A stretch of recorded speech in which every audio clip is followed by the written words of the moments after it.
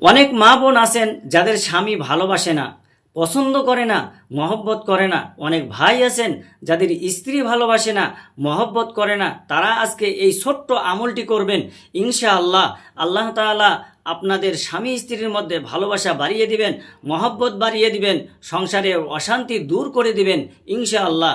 আমলটি বলে দেব, তার আগে যারা আমার আইডিতে ফলো দিয়েছেন তাদেরকে অনেক অনেক ধন্যবাদ, এবং যারা এখনও ফলো দেননি, ইসলামকে ভালোবেসে এখনই ফলো দিয়ে রাখুন এবং ভিডিওতে একটি লাইক দিন আর অবশ্যই শেয়ার করে দিন।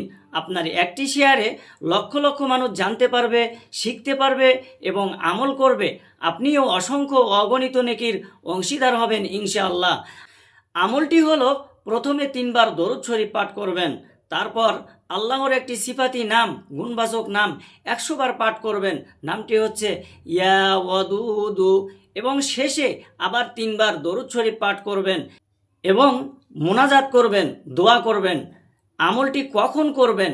আমলটি আপনি যে কোনো সময় করতে পারেন, তবে ফজরের নামাজের পর আপনি এই আমলটি করলে উত্তম, ভালো।